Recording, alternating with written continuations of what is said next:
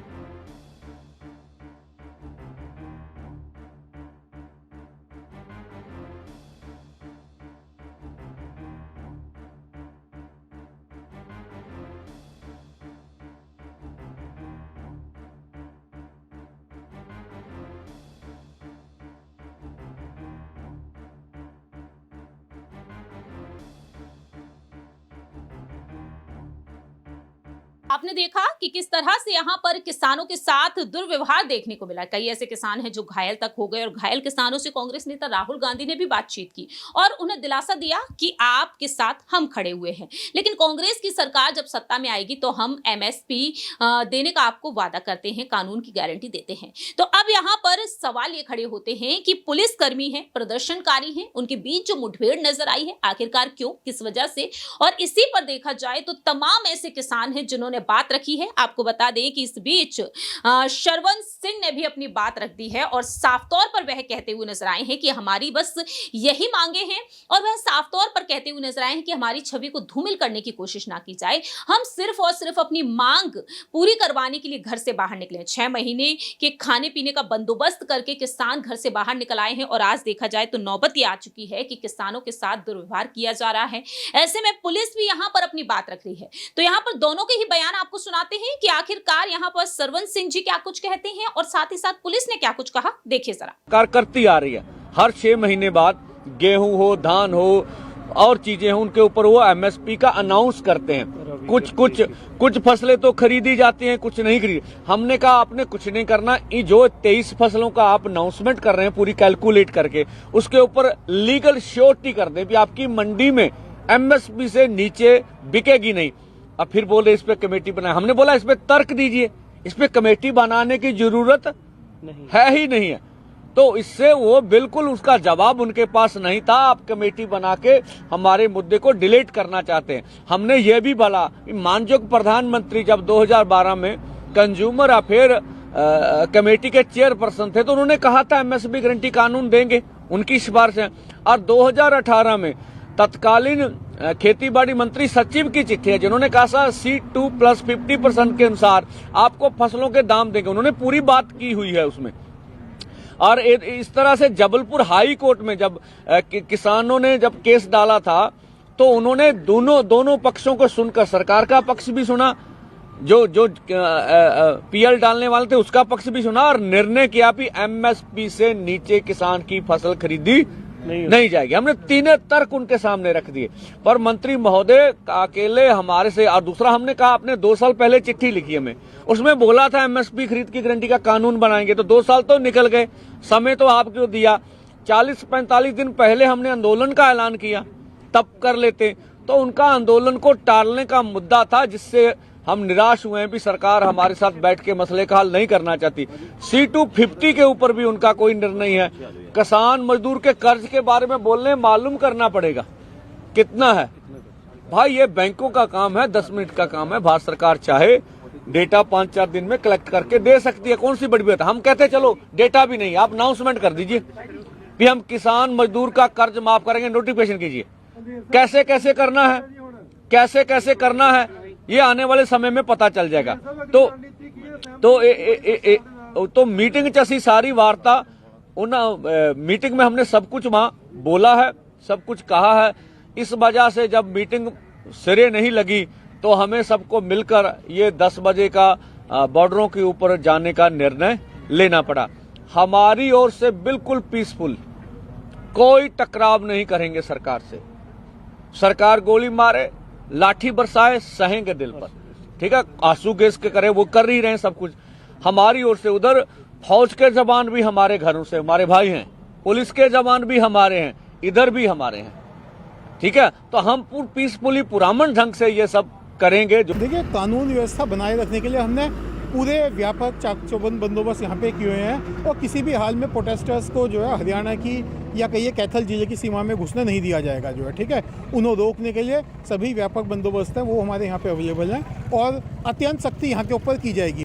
फिलहाल देखा आपने कि किस तरीके से यहाँ पर बात रखी गई है, लेकिन अब जो किसान यहाँ पर एमएसपी की मांग करते हुए नजर आए हैं, उन किसानों पर इस तरीके से गोले बरसा देना और रबड़ की गोलियां दाग देना, क्या वाकई में ये शोभा देता है यहाँ पर पुलिसकर्मियों को? ऐसे में यहाँ पर न्यूनतम समर्थन मूल्य के लिए कानून बनाने के साथ साथ अन्य मांगों को पूरा कराने के लिए किसान जिस तरीके से मैदान में है, तो राहुल गांधी तो साथ दे ही रहे हैं, कांग्रेस के राष्ट्रीय अध्यक्ष मल्लिकार्जुन खड़गे भी, लेकिन वही कांग्रेस प्रवक्ता सुप्रिया श्रीनेत भी मैदान में उतर आई हैं, जो कई राजनीतिक सामाजिक मुद्दों के लिए अपनी बात रखी हैं। सुप्रिया श्रीनेत ने भी यहां पर साफ तौर पर बीजेपी पर हमला बोल दिया है और वह एक तरीके से यहां पर सवाल खड़े करती हुई नजर आई कि बीजेपी कहीं ना कहीं टाल मटोल कर रही है, बीजेपी कहीं ना कहीं यहां पर एक बड़ी साजिश रच रही है। तो सुनिए जरा सुप्रिया श्रीनेत ने क्या कुछ कहा। एक छोटा सा उदाहरण यह है कि 2005 से 2011 के बीच में मनरेगा में जो राशि यूज होती थी, इस्तेमाल होती थी, उसमें भारी गिरावट आई।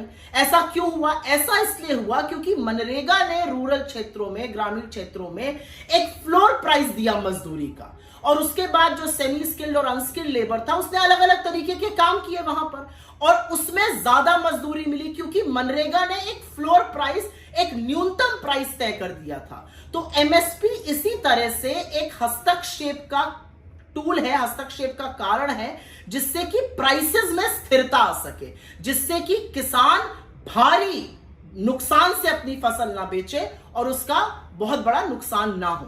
तो असलियत यह है कि सरकार के इशारों पर व्हाट्सएप से पढ़ देना एक बात है, थोड़ी तो अपनी अकल भी लगाइए। सरकार तो एक अंशी खरीदती है, कहां से 11 लाख करोड़ हो गया। और एक बात और है, जब 14.5 लाख करोड़ की ऋण माफी हो रही थी सूट बूट वालों की, तब चिंता नहीं जताई। जब 4.5 लाख करोड़ कॉर्पोरेट टैक्स को 32% से घटा के 22% पे किया गया और राजकोष को घाटा हुआ, तब चिंता नहीं जताई।